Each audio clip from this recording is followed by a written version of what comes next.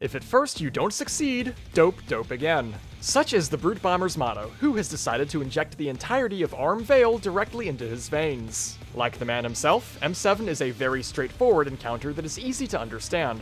Easy to execute, however, is another matter entirely. The Enrage is tuned so tightly that a single mistake will doom you if your damage is below average, which, for a first clear, it probably is. You gotta pump hard for this one. The longer your E-Peens, the more mistakes you'll be allowed, making success more likely. Good thing you've got a total banger to motivate button mashing. My name's Vera, and I'm here to show you how to flying crash, guillotine, body drop, giant swing in 15 minutes or less. Standard clocks, you know the drill. Once you start beating your heads against Enrage, I suggest checking all players for big PPs on Tombstone and locking your caster slot to Picto Black Mage. Sorry Red Mages and Summoners, Yoshi P says you aren't people and I don't make the rules. After the 5th sub 1% wipe, you won't want to pay the res tax if you can help it. Yes, my clear had a summoner, but that's because he joined as Black Mage and then swapped, which was so audacious that I had to respect it. He was still an underperformer, it made our lives harder, and I shouldn't have been so nice. In contrast to M6, Dancer also suffers since it must be frequently out of range for step damage. NA is nearly exclusively using the Toxic Luct Toxic raid plans for Phase 1, 2, and 3, so that's what I'm gonna cover. Links in description if you like PowerPoints. This is mostly Hector, but not entirely. Copying Hector 100% will cause wipes. If you didn't know about WTFdig.info, literally where the fuck do I go, now you do. It's a cheat sheet for all strats in website form and is a great resource. Morble Moron opens with your best friend from M3, Brutal Impact, starting at 6 hits. Feint remains really good here, so alternate each one. Next, he'll pull out a club or a sword. Be thankful he doesn't have a chair. He'll combine this with his Tank Buster, smash here or smash there. This is a 2-man buster onto the nearest or furthest target respectively. This means that getting sword is always better since clubs require a loss of uptime in a fight that frequently comes down to the wire. The worst one is club with smash here, since melee need to wait the extra half a second for the tank to get in and bait the buster. In Phase 1, these are usually invulned, but in Phase 3 you'll have to hold hands and mitt through. As you optimize this mechanic, misfires will inevitably happen. You can play risky for these first few, but please don't greed later. Steroid Steven will then become a father, shooting out adds that blow up before spawn in the same pattern as normal mode. The raid is going to stack south and shimmy as required. The big difference is that half of you are going to get seed markers, which explode in the starburst pattern, and the other half 4 rounds of baited puddles. This is based on proximity, not your roll. All melee need to be closer than the range while this goes out. Melee Seeds is the happy version that doesn't lose damage. Drop 2 GCDs, then put your seed in the manhole. Tank north, DPS south, 1 left, 2 right, yada yada. Max melee is fine for this, but you lose virtually nothing from putting them where people expect them to be, so just do it while your GCD is spinning. Ranged will run the puddles to the corner, then left or right along the wall as per their group. You need to run the second you see puddles in order to save sprint. Stay tightly stacked until you split off. Once done, you're all running to these cozy inner triangles east-west for untelegraphed light party stacks. This is not Sugar Riot. It hits very hard, and missing your stack will get people killed. Tanks grab the adds on their half of the room, and everyone's gonna run north. Those puddles are about to echo, but much larger than before. 1 minutes are up here to AoE the adds. Wait for them to group up and go to town. You need to absolutely ruin these adds. Every second they're alive loses vital boss damage. Your goal should be to kill them all before they even cast, but interrupts should still go out onto 3 of them just in case, leaving 1 crossing crosswinds to dodge. The sad version loses melee 2 GCDs of precious uptime. Heals north, range south recedes. There was an uptime strat that I initially liked that avoids melee getting screwed on the puddles, but it ends with adds split on opposite corners. What you gain in uptime, you lose in efficiency since there's no time to group them back up before they cast. I no longer recommend it, and it seems to have completely died out by this point. Though it has little chance of catching on, a new strat that I really like called Stay Safe Seeds allows for the best of both worlds. Give it a look, link in description, but good luck filling with it. PF is autistically stubborn and hates change, even for the better. Now LOS the Petrify behind any of the adds. Hide behind the purple middle part. The game is checking for LOS on the center, not the edge. If you're inside the purple, you risk getting hit. Now drag Cyclops Cygnus back to the middle for the camera nukes. I don't know how many megapixels are in those things, but it's probably too many. Pop sprint and rotate at max melee to maintain uptime. The damage falloff is pretty steep, so being any closer is very dangerous. Ducking out while your GCD is spinning wouldn't be a bad idea, especially if the boss isn't perfectly centered. Drop some mitt here and have second wind ready if you misstep. Random stoneringer, OT and vulns the smash. Group hug for the stack marker and spread into clocks right away for a protean, which also hits a small area under the boss to make sure you actually move. The cones are pretty narrow and don't hurt, so you've got to be seriously wrong to die here. Beat his ass while he channels his knockback, and make sure you get to the edge before liftoff. Dying to greed is highly embarrassing. Anything close to 76% is on pace for Enrage, with 77 being the upper limit. Run north and start hitting Clingy Clive immediately. As on normal, Stoneringer jumps are the core of Phase 2. Now getting clubs is better since they require much less movement. Right after every swing, you'll get Glower Power, which you'll remember is the huge laser and spreads. The only issue is that tanks and melee are squeezed together to maintain uptime, and two of us need to make it across the laser before it fires, requiring good use of gap closers and sprint depending on your job. This makes M1 very unpopular, but I take it anyway, because Dragon Gunner is good at getting there and it makes me feel like a total badass. Heal up fast to avoid getting decked by a raid wide. Thorny Deathmatch will put a tether onto Thorny Thornton's target. Tethers have 4 stages of damage depending on how far you stretch them, ranging from a light tickle to tearing your spine out through your anus. Needless to say, you want to keep them as short as possible at all times. Make a mental note of the next weapon, or don't and look later. There's time. The other tank will get a flare marker and run to the far corner. Max melee is safe, but need to be on the absolute pixel-perfect edge of it. Stand your ground and don't drop uptime. Spore Splosion, the names on this fight, man, is a simple series of explosions to dodge. Move from third to first if possible. If not, just sprint between any of them. Jump and swing number 2, Glower Power, raid wide. Drop melee LB2 at a good spot in your rotation after this burst window. Demolition Deathmatch is the same idea as Thorny, except it will also spit tethers out from the other 2 walls. They can be passed off a few seconds before being locked in. Fizz Ranged will take the wall opposite the boss, and the healer will always grab True North. Tether player deaths are obviously an instant wipe. This can have 2 orientations, and one is much better than the other. If you got unlucky and the north wall is close, that healer will need tanks to drop their active mitigation onto them so that they don't get popped by the flare. Now for peak complexity. Strange Seeds will drop seeds 2 at a time onto 1 support and 1 DPS. The plan to deal with this is called Locked Seeds. Most of us are going to stack here and alternate placing them between 2 sets of positions. Support left, DPS right. The first position is at the corner to the left and on the wall in front of this thick line to the right. The second is in the middle of the inner edge of the markers, here and here. These need to be pretty precise placements, so don't be lazy. Tether players have their own positions, but the best I can do for you is throw up pictures from where the fuck do I go.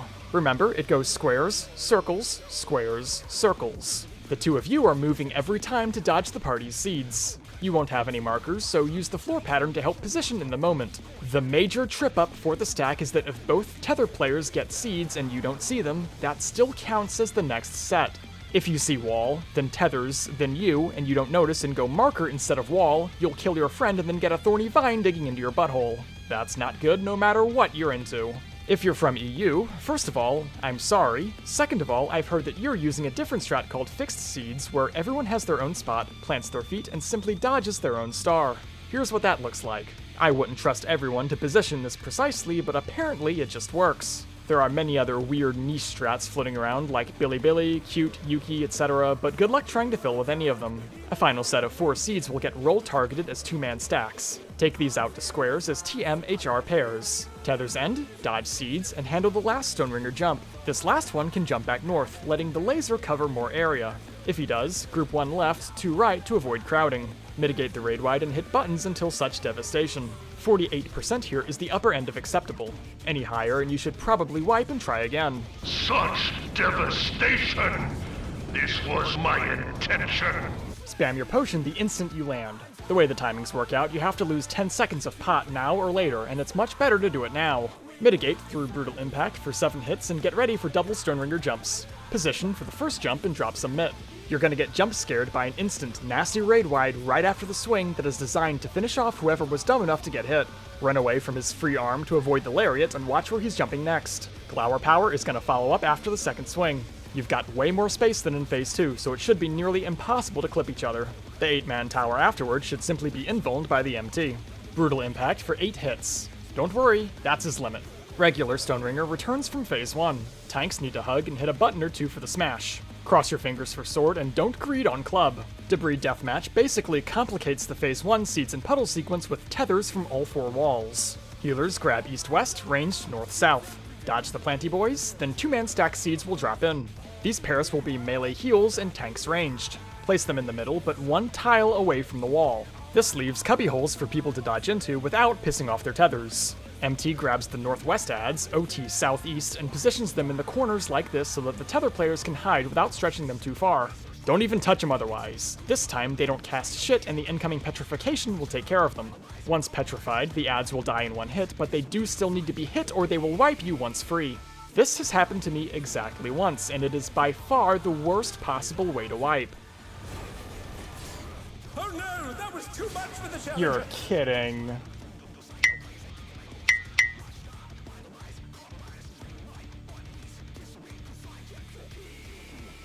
You're fucking joking. It felt so bad that our tank, who I shit you not was named Rat Rat, stayed true to his name despite us being on track to clear and the rest of the group straight rage quit. Whatever, we're done. So yeah, take a look around and don't let that happen. We now need to position for another round of seeds and puddles. Tethers should get pulled off to the right while melee stack here in front of A. I bet most would agree melee seeds is better. 2 GCDs, then go drop on your marker like you did in phase 1. Save your sprint, you might need it later. Puddles are simply dropped clockwise along the wall. Tethers will finally vanish after the last bait. Meet up in the middle and don't get clipped by the echoes. There's no healer stacks this time, but there is an incoming pulp smash. Stack into true north clock spread.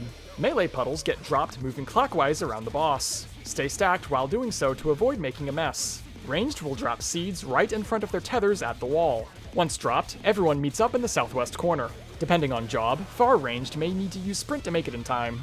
After the smash, the spread here is boss relative. Don't even ask me why. Toxic frauds just like making things difficult for no reason. Brutal Brutus's brutal impact. He's getting low, but it's not yet time to get excited. The last mechanic is Stoneringers 2, Stoneringers 2. This time, you'll need to drop roll-targeted seeds before each hit. Melee DPS will use their same spots, range take the north. Support seeds, though, has a pretty big pitfall. See, you might expect tanks take the north spots as they have been doing, and healers go south. And indeed, that's what Hector shows in his video. But toxic frauds say no. H1 goes to D, H2 goes to B, OT goes to C, because fuck consistency and fuck you. This is the third turn that toxic frauds have done something stupid, and I'm so unbelievably done with them. Everyone's gotten used to doing it this way, so just do it, I guess. It would also be even better to do this boss relative, melee close, range far to minimize downtime, but thinking and the party finder don't really go together. So we've got to suffer through static positions and hope we get lucky. Anyway, the markers make safe zones in front of each wall for each swing. Follow the jumps and position appropriately. You don't have to worry about that raid wide this time. If it's your turn to get seated and you need to run far, start moving during the lariat to avoid being late. Think about whether you're going in or out nice and early to avoid panic. Seeds are a very loud visual, are very distracting, and you're probably nervous. That's a great recipe for tilting in the moment. If you fall behind, remember that you only really need to dodge the seeds if he's not swinging the sword. If it is sword and you won't make it, dodge the seeds and just tank it to avoid death. With decent damage, a couple of damage downs here isn't the end of the world since you're in between your cooldowns. Some jobs may struggle heavily with certain patterns. My machinist buddy can get completely fucked by getting seeds on debris deathmatch, which he has to sprint for, into first seed on Stonebringers with a far boss jump and the sword. This leaves him with no possible way to avoid damage down since his sprint isn't back up yet. That comes out to about a 6% chance of checkmate. It really sucks, but again, don't freak out, dodge seeds, eat sword, don't die. Once you finally manage to get through this cleanly, you may think it's time to kill it! Kill it! This is very wrong, because your third potion is nearly ready and you've got time to burst with it before enrage. That's why we potted so early last time, to give you plenty of time to get all your buttons out before the end. Chill out and bank resources. When the time comes, burst hard and fast and drop LB3 when your buffs fall off for the clear.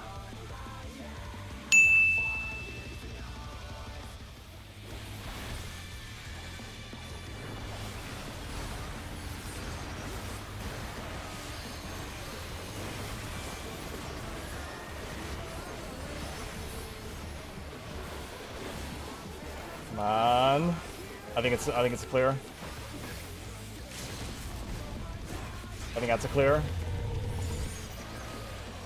I think that's a clear. I think it's a clear! What power? Looks like someone isn't holding back. Fucking hell, man.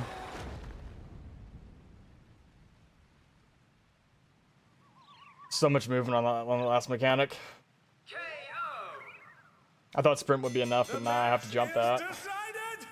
Victory goes to the challenger. Sprint's enough to get to the out spot, but not to the in spot. Holy shit. God fucking damn it, man.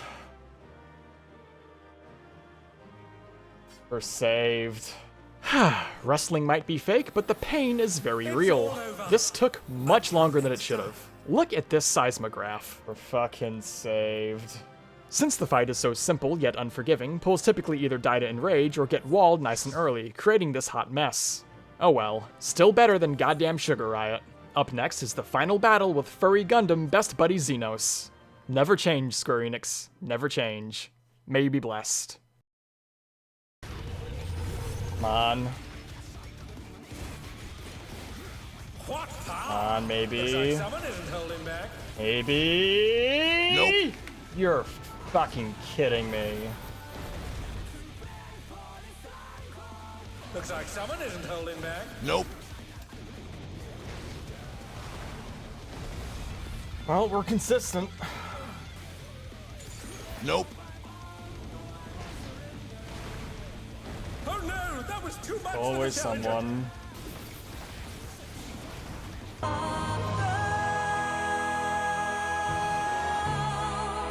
No! The challenger's down. Is this the end? Please God, no, I'm gonna kill myself. Nope. Fucking damn it, man.